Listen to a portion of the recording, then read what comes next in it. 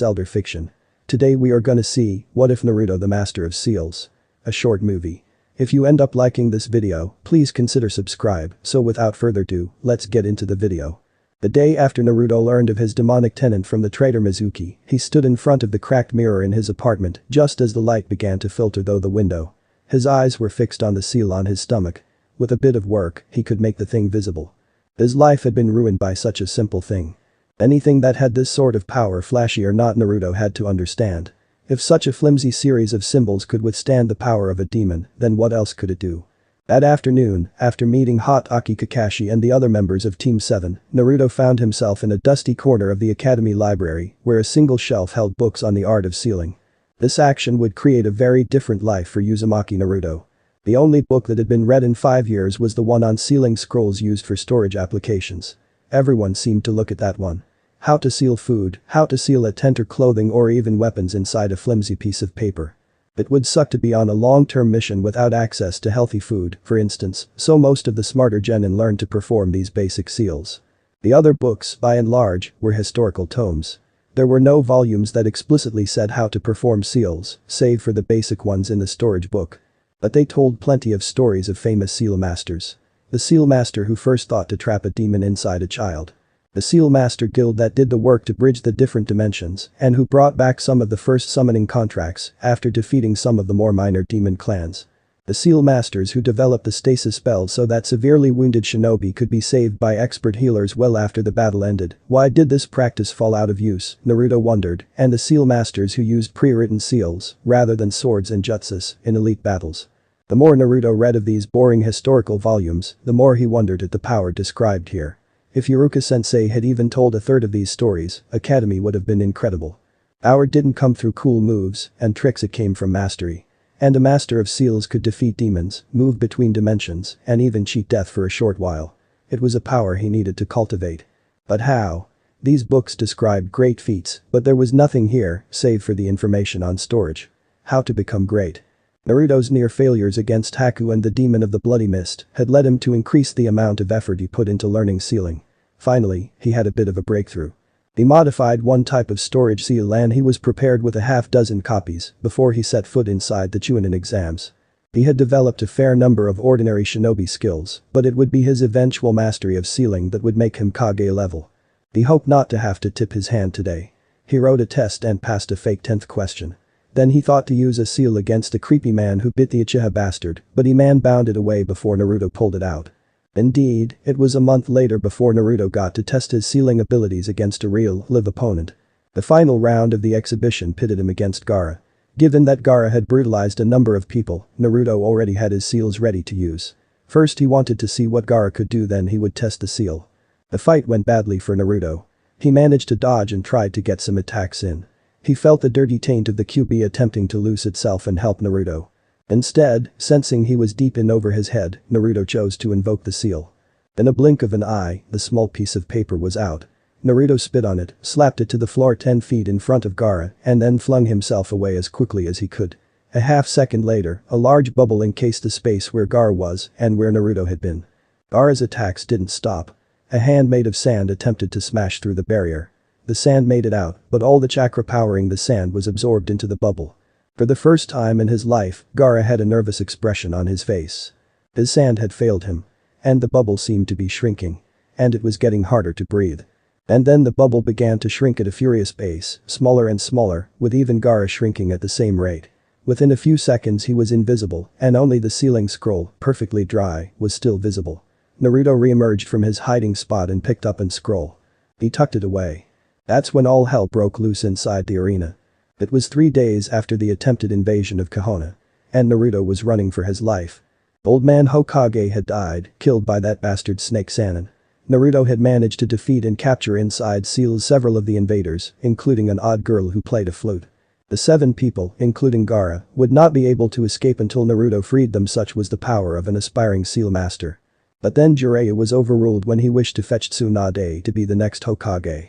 The council voted in an aging sack of flesh called Danzo. And Danzo had set loose his Anbu. Naruto had killed at least 3 of them, sealed away another 2, and left 4 critically wounded. Jiraiya was already out of the village. Naruto needed to disappear immediately before he disappeared inside the Anbu building or the underground prison, never to be seen again. He had once dreamed of being Hokage, but now he was in exile. He knew he'd be labeled a missing ninja. After his defeat of so many Anbu, who knew how much of a bounty he'd have on his head. It was not a life he'd ever considered. He took one last look at the gates and walls of Konoha and then began a journey that probably had ending. Naruto had lived a very sheltered life. In fact, the furthest away from Konoha he'd ever been was Tazuna's village in Wave Country. That was where he wound up a few weeks after leaving his hidden village. Tazuna, Sumani, and Inari had been very happy to see Naruto and show him the Great Naruto Bridge. They had been even more excited when Naruto cleared out a couple of nests of Gato's former thugs, turned bandits. It turned out that this excited Naruto, too, as the Wave Daimyo had offered largest bounties for these fools. Very quietly Naruto became a bounty hunter in Wave, working for the Daimyo there unofficially. As a hidden leaf missing ninja, he couldn't take a real position for diplomatic reason, but unofficially, money was money. He usually lived in the forest that his targets frequented, but a few days a month he returned and stayed with Tazuna and his family. 6 months into his new career, Naruto hit pay dirt. He finally tracked down the band of thieves who'd formed up to steal from daimyos across the various countries. That was the main reason Naruto had the job he'd been doing for the past 6 months. The Wave Daimyo wanted his stolen scrolls back, but hadn't known which bandits had been brazen enough to break into his compound. Thus the real reason for the largest bounty on all bandits in and around Wave. Naruto took down the stealthy, but still untrained thugs quickly. Then he looked at the bounty they carted with them. The scrolls passed from daimyo to daimyo, all the way back to when Wave had had a hidden village of its own before the first Great Shinobi War. Naruto spent a decent amount of time paging through them and copying bits and pieces down into his own scrolls until he came across 2 volumes, one from the Wave Daimyo's collection and the other from Rice Country. They were both advanced scrolls on how to make seals, the first Great Shinobi War. Naruto spent a decent amount of time paging through them and copying bits and pieces down into his own scrolls until he came across 2 volumes, one from the Wave Daimyo's collection and the other from Rice Country. They were both advanced scrolls on how to make seals. One volume covered summoning and sealing demons for various purposes, including interbreeding with humans in order to gain unique bloodline talents, and the other covered miscellaneous seals and the art of crafting them from scratch. He set those 2 scrolls to the side and began furiously digging through the rest. He found but one other. 3 days after paging through all the scrolls he discovered, he turned over his bounty, save for the 3 scrolls he kept for himself, to the Wave Daimyo. A huge grin and a large stack of banknotes were what he received and, with that, bounty hunter Naruto of the Wave was out of business. Now it was time for Naruto, Master of Seals, to earn his title. 2 years later, a bounty hunter named Kurosawa Ito was working his way through various contracts in Grass Country until he came upon a duo wearing black cloaks with red clouds. Naruto? Uzumaki Naruto, asked the shorter, more intense one of the 2. I have not heard that name in a long time, ninja. What do you want with one named Uzumaki? The blue-skinned person of the pair almost leered. We want the QB. The bounty hunter Kurosawa smiled then. I see. May I know your names?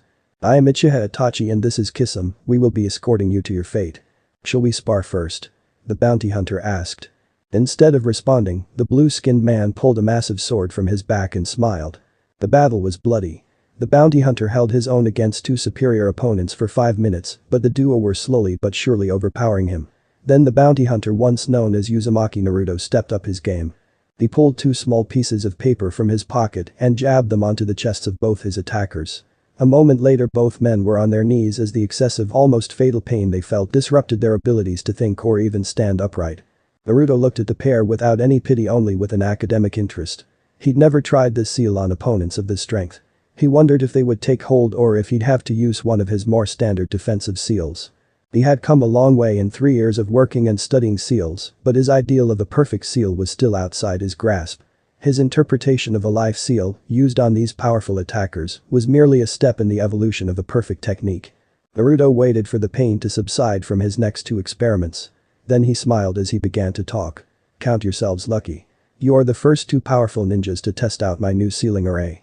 It's a life seal, an ancient method of ensuring that one's bodyguards and closest retainers couldn't or wouldn't betray you. You suffered debilitating pain. If anyone should ever kill me, you will also die. Thus, as my new retainers, you should be well motivated to keep me alive, right? Kisame lunged again with his sword, but fell to the ground screaming. Itachi just watched everything as his eyes began to turn red. He shouted out a word that Naruto had never heard, but then the powerful Uchiha froze up and a few seconds later toppled over shaking and puking. I should have mentioned the life seal's effects on bloodline skills. If you attempted to attack me with a fatal unblock a game move, say a Hyuga's 64 palm strikes, then you would feel the effects of it, not me. I assume you attempting to use some sort of mental attack on me and you discovered for yourself what it was like. Itachi remained almost catatonic, while Kisame looked like he'd been struck all over his body by a torture expert. I guess you two won't be much use as bodyguards. Better to bring you along the simple way, right? With that, Naruto sealed the two powerful ninja into scrolls and continued on his way. His collection was growing. He had a one-tailed Jinchuriki, 6 ARS-class rogue ninja, and dozens of others with deadly, but potentially valuable skills stored in scrolls that he always carried on his person. Naruto continued moving through the grassy plains until well after nightfall. After he ate some rations he pulled from a storage scroll, he continued work on a few types of seal arrays. He was trying to improve upon the current best for permanent floating seals and permanent water repulsion. He had created a seal powerful enough to keep a 1-ton stone 40 feet in the air for a year without refreshing it. It wasn't strong enough, but it was getting closer. The water-repelling seal was much simpler. It kept the water out, but permitted oxygen through. The next step was to push unneeded gases out in equal exchange for oxygen coming in. It was all part of Naruto's plan. Learning the ways of the seal had taught him the long game. It was hard to learn seals as so little information was available, most of it was tucked away in the minds of those who deciphered it. Naruto had had to reinvent the wheel a dozen times to get as far as he had, but it was all for a purpose. And it wasn't nearly enough.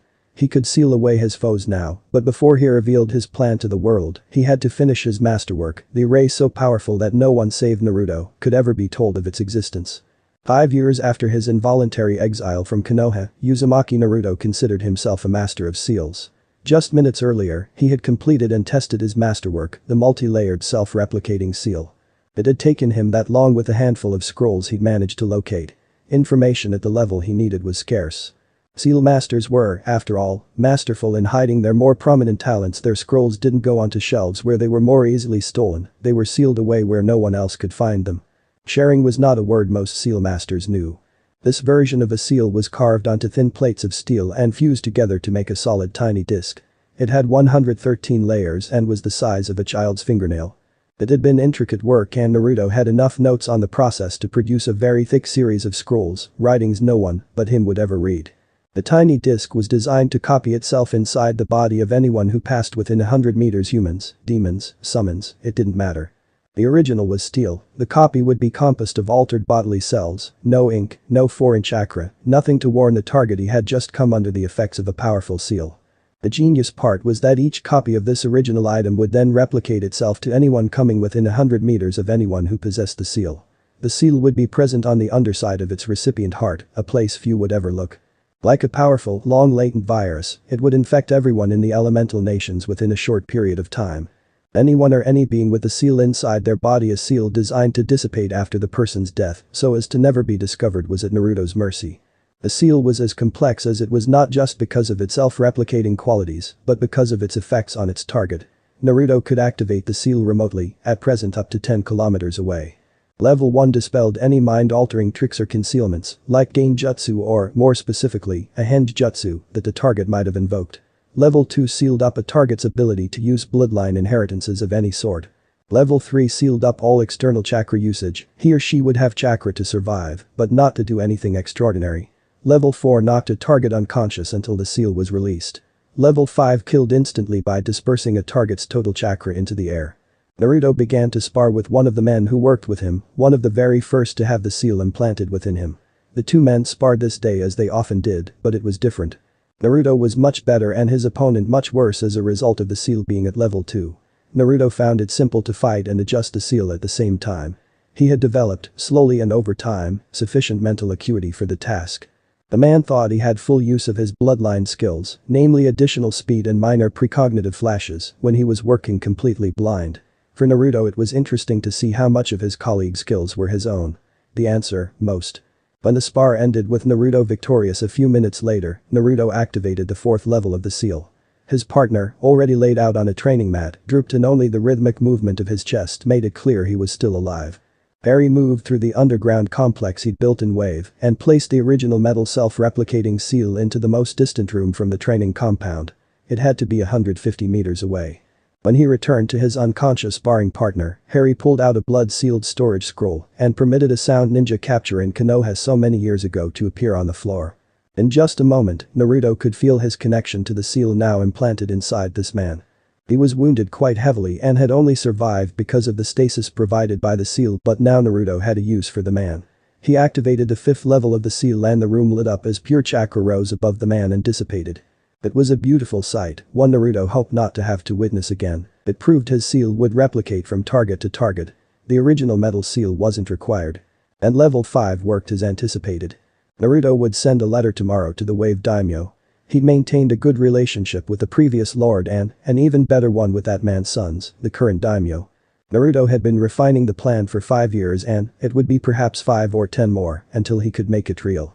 But he had learned patience during his quest to become a seal master. With the finished seal, he could proceed more recklessly, but Naruto was waiting to prepare for the correct symbolism of the matter. Indeed, a ninja was dumb to approach an impossible target in a straightforward manner. Ninjas were sneaky and deceptive, at least the ninjas who survived until their 15th or 20th birthdays. Naruto counted on the fact that anyone could fall into a trap they didn't know or see or even conceive of. Even fools like Danzo and Orochimaru. "The daimyo will see you now," the samurai said to Naruto. Naruto stood, still in his ever-present Kurosawa Ito disguise, and walked into the lord's office. The preliminaries and pleasantries took a few moments. The daimyo knew who was really sitting in front of him, but Naruto did not reveal his blonde hair. Not that he could, the herbs and roots he used to stain his hair brown took several weeks to wash out. Not even a ninja could dispel hair dye. "The letter you sent was very intriguing," the daimyo said, beginning the real part of their conversation. "It would be nice to have our own defensive forces here. Let me clear, daimyo, I will be bringing a number of other hidden villages to justice for what they've done. Will you and this hidden serf be strong enough to handle the reprisals? Will Wave's villages remain safe? The way I will construct the battle will be an ambush. There will be no reprisals. How can you promise that?" Naruto smiled. "Come with me. I have set up something of a demonstration outside near the river just outside the gate of the compound. I think you'll find I can deliver on a lot of promises." The daimyo rose from his seat and nodded at the guard hidden in the shadows. A group of 12 people made their way outside. Naruto walked to the deep river and waved his hand over the water. A stone emerged from the depths of the water. This stone has been very specially prepared as a sort of elevator. "Daimyo, with your permission, I will show one of your samurai what's down at the bottom of the riverbed. If he agrees, perhaps you will then come and have a look for yourself." The surprised and curious lord pointed at one of his bodyguards. The nervous man stepped forward and, with Naruto, stepped onto the stone. Immediately the massive flat surface began to sink into the river, but the water did not flow back over the stone. Indeed, the entire surface holding Naruto and the samurai remained encased in a sort of cocoon of air. When Naruto's head submerged below the surface of the river, it looked like it had been buried in a hole dug out the water. A few feet later, the water finally covered over the void. It was like an elevator into the water. The daimyo stood confused and wondered what this demonstration was to prove. A few minutes later the process reversed itself. The samurai was almost leaping in excitement as he managed to get off the platform. "Daimyo, there is a cavern down there cut out of the water. We were able to move right into the compound. This man placed another elevator stone and we raided the sausage curing barn. See?" the man said, holding up a large smoked ham. The daimyo looked at a very dry Naruto. "I would like to see this for myself. A village hidden in the surf, I see. You mean it literally?" "Yes, I do. Let me see what this hidden surf village would be like." Naruto smiled and waved his arm, welcoming the daimyo and 2 more of his samurai onto the odd underwater elevator. "The stone, created as it has been, took me nearly 2 years of steady work to perfect. It will be used to house multiple gates throughout Wave and elsewhere." Gates? The true hidden surf village will be located far away from where anyone would look. The vast numbers of hidden gates would lead any spies to think of all the wrong places. As the platform sunk below the water, the daimyo smiled and said, "Tell me more." Naruto had founded Hidden Surf 11 years earlier, and now the last of his impossible dreams were coming true. Hidden Surf was hosting, for the first time, the Chunin examinations. He'd even gone out of his way to construct, underwater, a stadium for the examination. It was more than a bit of showmanship. It was shock and awe. The entire stadium was about 25 feet under a large lake, well away from anything of vital importance to Hidden Surf. The actual main village was hidden a few hundred feet underwater in the ocean. The military complex and the academy were in between the 2 largest islands in the archipelago. The underwater agricultural areas were scattered everywhere. Food grown underwater and with supplemental lighting could be grown all year, even in areas that normally experience severe snow. Naruto smiled behind the mask he wore as the military ruler of Hidden Surf. He didn't have the title of Kage yet and he probably didn't deserve it. He could likely defeat Danzo one-on-one but not Orochimaru or the Raikage. But, with his seals he could defeat armies. Naruto was the last one inside the new arena for the examinations. People were looking around in awe and wonder. Many were attempting to discern if they were caught in an illusion of some sort. The high-level ninja from the other villages weren't scheduled to attend until the end of the examination but, with the dispatches that would be leaving after today's examination, Naruto expected people to show up far earlier than expected. Surely some people would want to deconstruct how Naruto and Hidden Surf had created this special place. They would never be able to conceive that the village hidden in the surf really was hidden under the surf, several hundred feet below the surface of the ocean. Naruto walked to the center floor of the arena and applied chakra to his voice box. Shinobi and Kunoichi, thank you for journeying to our little corner of the world. I expect you will find these Chunin examinations different from any you've ever seen before. The first 3 days will focus on critical individual skills. No genin should be promoted to Chunin who does not possess excellent combat, stealth, and analysis abilities. Today will be the test of hand-to-hand combat. Judges selected from the jounin of every participating village will score the matches. The winner will be by judges' decision. Of course, to ensure fairness, all prospective Chunin will be in standard black clothing with full head covering. The half that make it through to tomorrow will demonstrate their weapons or ninjutsu skills. The half that make it through that test will participate in a stealth and infiltration exercise that will take place outside this arena. Those remaining will then be tested for 3 days on their team skills, however, the teams will be of a random nature, with newly created teams for each test. 3 or 4-person teams shall battle in this arena, the most devilish of puppets, the most challenging of all summons, and then these teams shall battle each other. Only after these 3 days shall anyone be cut from moving on to further testing. The final 3 days shall test leadership, one of the key facets of serving as a Chunin. Our prospective Chunin shall be paired with actual Chunin for a survival mission, they will face a test of their moral center, and finally they will face a test of will on the final day. Those who take the tests of leadership and who do not pass them will never be permitted entry into Wave Country again. Plan well and look underneath the underneath. As you can all see, we here in Hidden Surf are underneath the underneath. Naruto smiled behind his mask and listened to the gasps of confusion his last few comments generated. But the final test Naruto had planned, he would follow though on his promise. Anyone who failed the leadership tests would be banned forever. The testing had gone very well. The initial 180 candidates for the hand-to-hand combat had been whittled down to an even 2 dozen for the final examination. Even better, the showy arena built underneath a lake had attracted all of Naruto's targets and many more.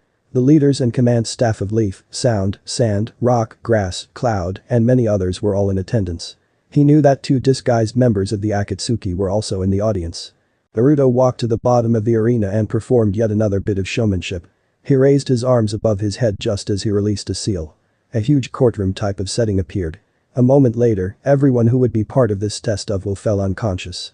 The test of will is simple. Each candidate Chunin will sit on a jury and listen to criminals confess their crimes. Each candidate will be permitted to ask each criminal a question, and after all the criminals have spoken, they will vote on the verdicts. How is that a test of will? Someone shouted from the audience. You'll understand after the names are announced. The people questioned, after being freed temporarily from their 4th level seals, were placed under truth compulsion seals. Jounin from a number of nations testified to illegal, off-the-books attacks that had frequently been blamed on the wrong villages. Then the interrogations got interesting. The Tsuchikage testified about the war with the Leaf and their experiments on their Jinchuriki. The Raikage testified about their frame-ups of a number of villages, inciting more than one war. The other heads of hidden villages testified quickly, leaving only Orochimaru and Danzo. Many people had tried to leave the arena, but all found themselves literally unable to move, another type of seal.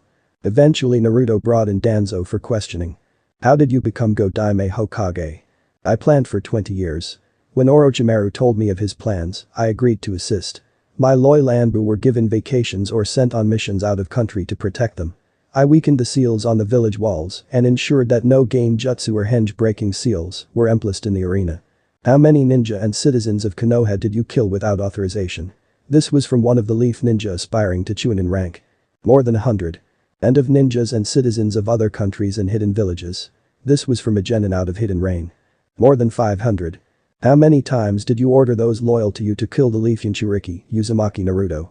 This was from Naruto himself. 20 perhaps.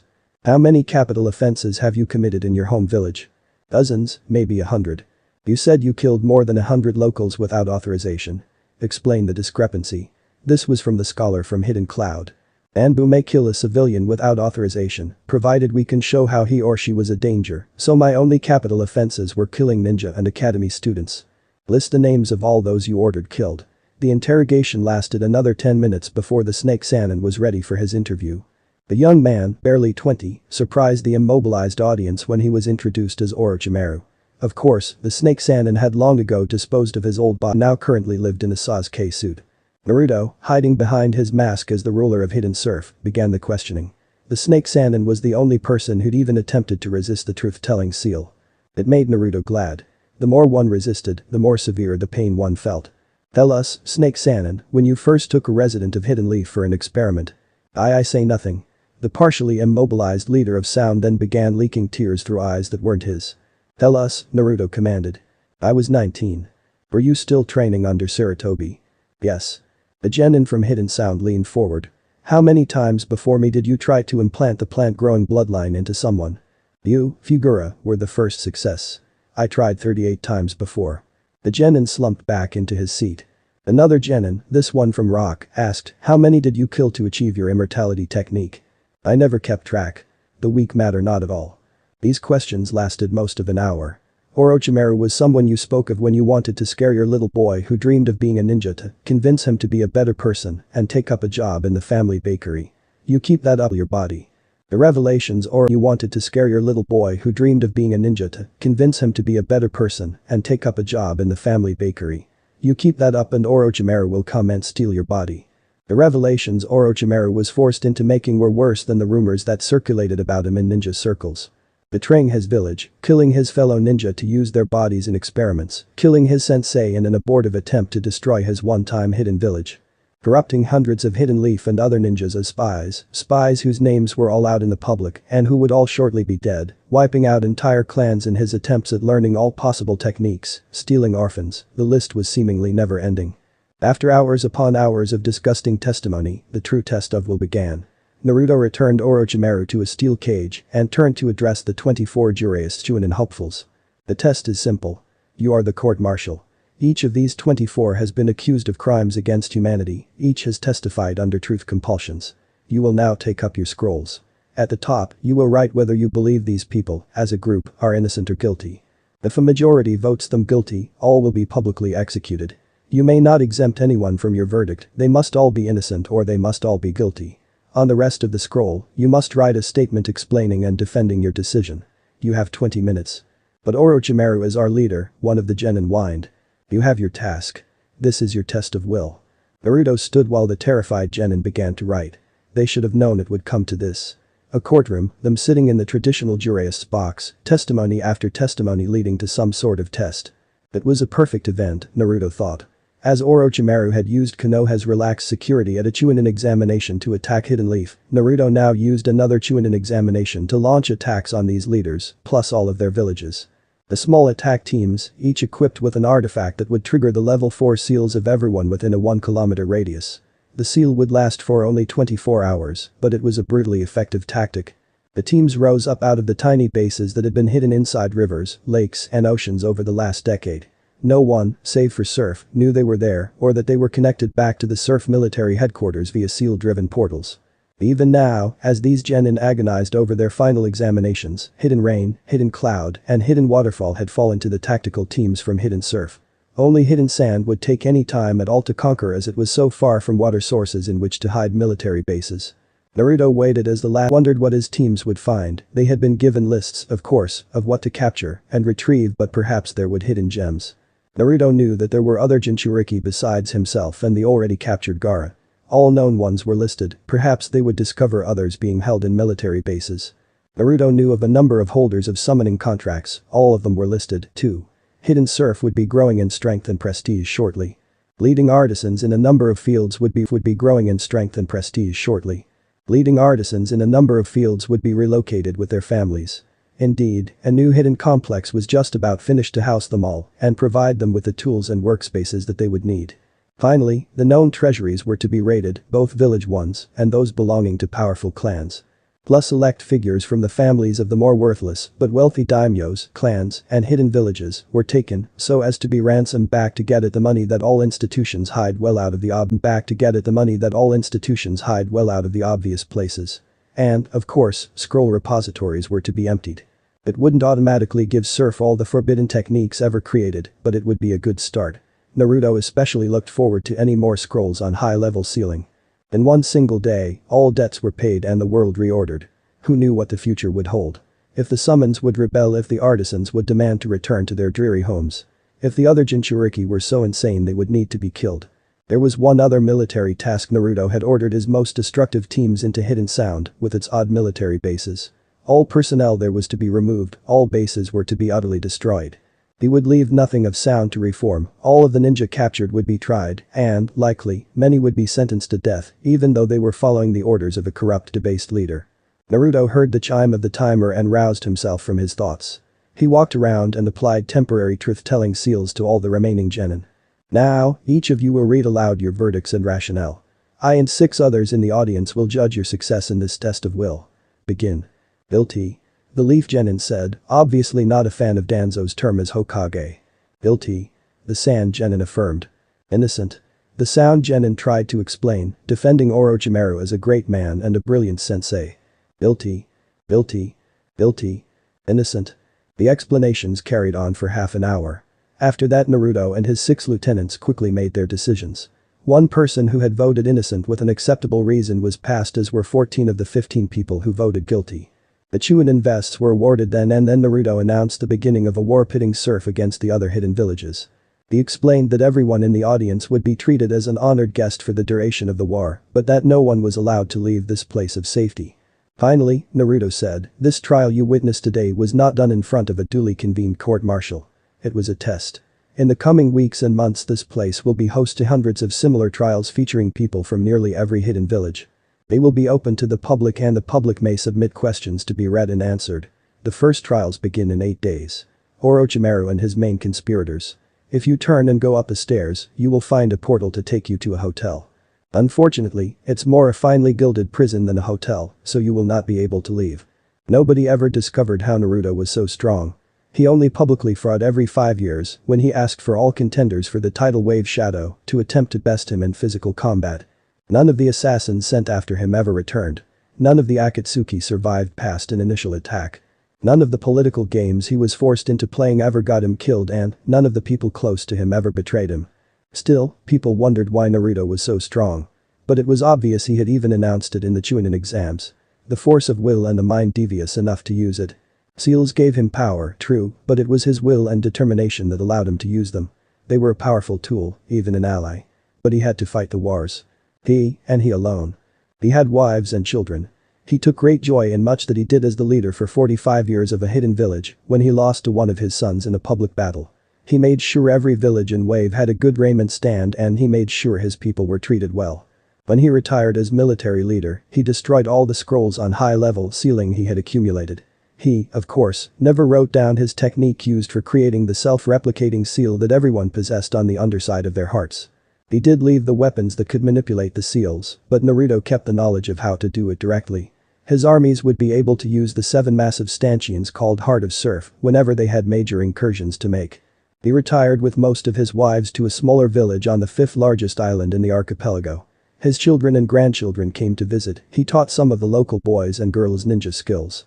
Naruto was a rare thing. A Kage who retired and had never been defeated in combat, only in leadership fight. He enjoyed his golden years. Restful. He did have to kill more than a few dozen assassins who came after him, but that was no bother. His power remained unabated even a few minutes before he closed his eyes for the last time when he went to sleep and never awoke again. His power he took with him.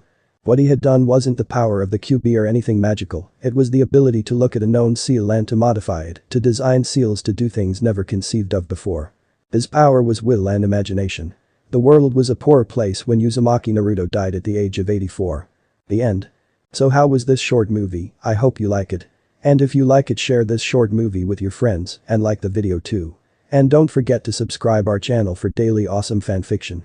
Okay, it's time for me to go. Bye.